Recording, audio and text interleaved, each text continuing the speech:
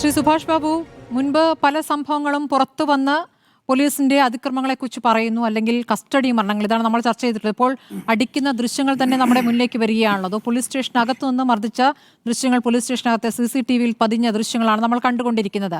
ഈ സംഭവത്തിൽ ഇപ്പോൾ ഇന്ന് പുറത്തു വന്നിരിക്കുന്ന ഈ സംഭവത്തിൽ ഇപ്പോൾ ഈ ഹോട്ടലുടമ പറയുന്ന അങ്ങും കേട്ടല്ലോ ശ്രീ സുഭാഷ് ബാബു, എന്താണ് തോന്നുന്നത്? അല്ല, ഇതിനെ സംബന്ധിച്ചിടത്തോളം അദ്ദേഹം ആദ്യം മുതൽ ഈ സംഭവം ഉണ്ടായപ്പോൾ അവർ തന്നെ പോലീസ് സ്റ്റേഷനിൽ പറയുകയും പോലീസ് സ്റ്റേഷനിൽ നിന്ന് അവിടെ വന്നതിന് ശേഷം സ്റ്റേഷനിൽ ഇവരെ കൊണ്ടുപോയി അവിടെ ബാക്കിയുള്ള അദ്ദേഹത്തിൻ്റെ മകൻ ഉൾപ്പെടെ ഹാജരായി. ആ ഹാജരായതിന് ശേഷം ഉണ്ടായ പോലീസിൻ്റെ അതിക്രമങ്ങളാണ് അദ്ദേഹം വിശദീകരിച്ച്.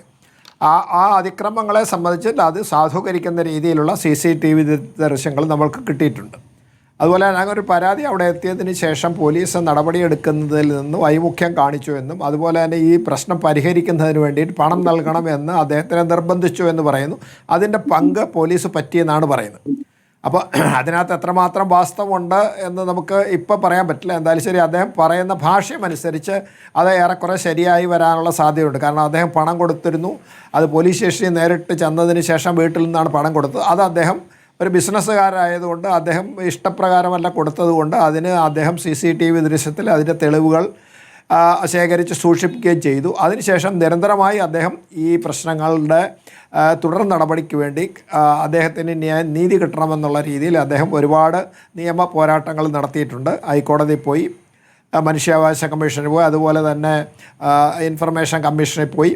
അവസാനം ഈ ഇൻഫർമേഷൻ കമ്മീഷനിൽ നിന്ന് അദ്ദേഹത്തിന് ഈ CCTV ദൃശ്യം കിട്ടി. പക്ഷേ അദ്ദേഹം ഇതിൽ അന്വേഷണം ശരിയല്ല കേസിൽ, അതുകൊണ്ട് CBI അന്വേഷിക്കണമെന്ന് പറഞ്ഞതുകൊണ്ട് അദ്ദേഹം CCTV ദൃശ്യം പുറത്തു വിട്ടില്ല എന്ന് പറയുന്നത് തീർച്ചയായിട്ടും നമുക്ക് വിശ്വസനീയമാണ്. കാരണം അദ്ദേഹത്തിന് എന്തായാലും ശരി, അദ്ദേഹത്തിൻ്റെ അഡ്വക്കേറ്റ് ഇത് പുറത്തു വിടാൻ അനുവദിക്കില്ല. അദ്ദേഹം പറഞ്ഞിട്ടുണ്ടാവും കോടതിയിലെ കേസാണ്, അത് വിട്ട് കഴിഞ്ഞാൽ നിങ്ങൾക്ക് അതിൽ നീതി തെല്ലാം കോടതി വൈമുഖ്യം കാണിക്കുമെന്ന് പറഞ്ഞതുകൊണ്ട് അദ്ദേഹം അത് വിട്ടില്ല എന്ന് പറഞ്ഞതും വിശ്വസനീയമാണ്.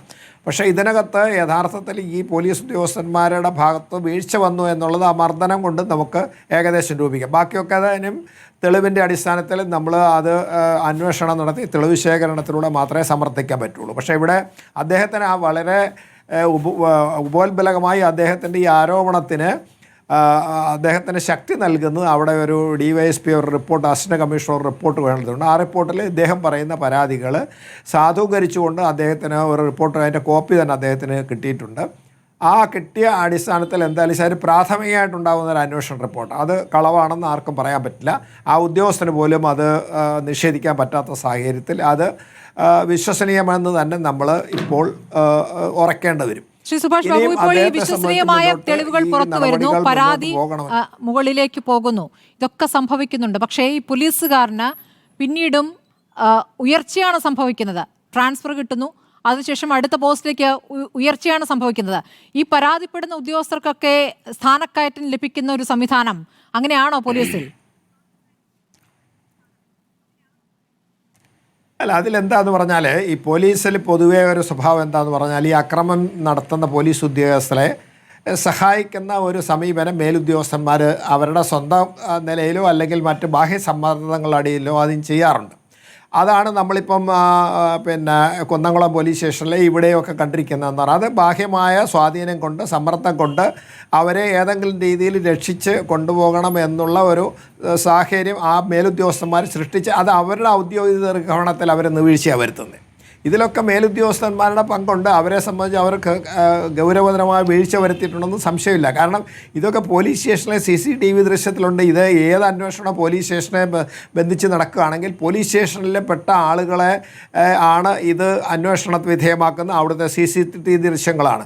അവരുടെ മൊഴിയിൽ നിന്ന് തന്നെ അല്ലെങ്കിൽ ആ CCTVയിൽ നിന്ന് തന്നെ ഇത് സംസാരിക്കുന്ന തെളിവുകളായിട്ട് അവത്തെ ബോധ്യപ്പെട്ടിട്ടുണ്ടാകും. ബോധ്യപ്പെട്ടിട്ട് നടപടിയെടുക്കാതിരിക്കുന്നത്. കാരണം പോലീസ് സ്റ്റേഷനിലെ സംബന്ധിച്ച് ഒരാളെ കൊണ്ടുവന്നതിന് ശേഷം മർദ്ദിക്കാൻ പാടില്ലെന്നും മർദ്ദിക്കുകയാണെങ്കിൽ തന്നെ അത് അനധികൃതമായ ബലപ്രയോഗമാണ്, അത് പോലീസ് ഉദ്യോഗസ്ഥന്മാരുടെ ക്രിമിനൽ കേസ് എടുക്കണമെന്നും അല്ലാണ്ട് നേരത്തെ കുന്നംകുളത്തെടുത്ത മാതിരി അച്ചടക്ക നടപടിയല്ല ഇതിന് വേണ്ടത്. ക്രിമിനൽ സ്വഭാവമുള്ള കേസിന് ക്രിമിനൽ കേസ് തന്നെ, അതും അതിൻ്റെ കൂടെ തന്നെ അതിൻ്റെ സമാന്തരമായിട്ട് അച്ചടക്ക നടപടി എടുക്കാം.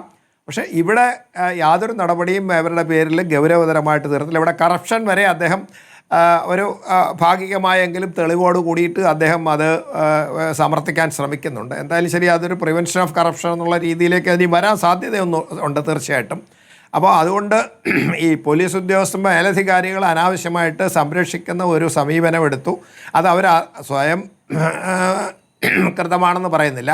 അത് ഏതെങ്കിലും രീതിയിലുള്ള പോലീസ് ഉദ്യോഗസ്ഥന്മാരുടെ അവരുടെ സബോർഡിനേറ്റ്സിൻ്റെ സമ്മർദ്ദം കൊണ്ടോ അതിലെ ബാഹ്യമായ ഏതെങ്കിലും ഇടപെടലോ സമ്മർദ്ദം കൊണ്ടോ ആയിരിക്കാം. അത് നമുക്ക് പറയാൻ പറ്റില്ല. എന്തായാലും ശരി, ഇങ്ങനെ വന്നു കഴിയുന്ന അവസരത്തിൽ ഇനിയും ഇതിൻ്റെ അന്വേഷണം കുറച്ചുകൂടെ ഗൗരവതരമായിട്ട് മുന്നോട്ട് പോവുകയാണെങ്കിൽ ഈ പറഞ്ഞ ഉദ്യോഗസ്ഥന്മാരൊക്കെ കാലുമാറിയതിന് ശേഷം അവരുടെ ഭാഗം നിരപരാധിത്വം തെളിയിക്കാൻ വേണ്ടി സത്യം പുറത്തു പറയേണ്ട ഒരു സാഹചര്യം വരും. അതിന് സംശയമൊന്നും വേണ്ട. കഴിഞ്ഞ ദിവസം ഇപ്പം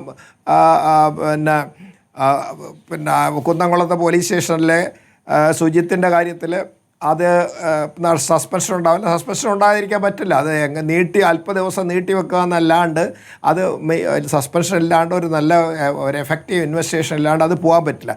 അതേപോലെ തന്നെ ഇവിടെ ഇതുവരെ സംഭരിക്കുന്നപ്പോൾ അദ്ദേഹം പറയുന്നത് അദ്ദേഹം എടുത്തിരിക്കുന്ന FIR ഹൈക്കോടതി കാഷ് ചെയ്തതെന്ന് നമുക്കറിയില്ല. അത് കാഷ് ചെയ്തിട്ടുണ്ടെങ്കിൽ ഇനിയിപ്പോൾ പുതിയ FIRകൾ വരണം. അതിൻ്റെ അടിസ്ഥാനത്തിൽ പുതിയ അന്വേഷണം വരണം. ഇതിപ്പോൾ അത് ഇദ്ദേഹത്തിൻ്റെ തന്നെ ആണെങ്കിലും ദിനേശിൻ്റെ പരാതി ആണെങ്കിലും എടുത്തതിന് ശേഷം ക്വാഷ് ചെയ്ത സാഹചര്യത്തിൽ പുതിയ കേസുകൾ എടുത്തതിന് ശേഷം അത് നിഷ്പക്ഷമായിട്ട് സത്യസന്ധമായിട്ട് അന്വേഷിച്ച് നോക്കിയാൽ മാത്രമേ നമുക്ക് പറയാൻ പറ്റുള്ളൂ. എന്തായാലും ഈ പ്രാഥമികമായിട്ടുള്ള തെളിവിൻ്റെ അടിസ്ഥാനത്തിൽ CCTV ദൃശ്യങ്ങളിൽ നിന്ന് ഈ പറയുന്ന പരാതി തീർച്ചയായിട്ടും നമുക്ക് വിശ്വസനീയമെന്ന് വിധിക്കപ്പെടാൻ സാധ്യതയുണ്ട്.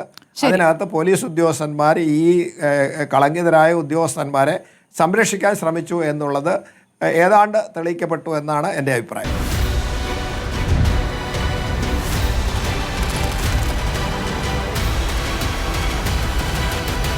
ഡിബേറ്റ് വിത്ത് സ്മൃതി പരുത്തിക്കാട്.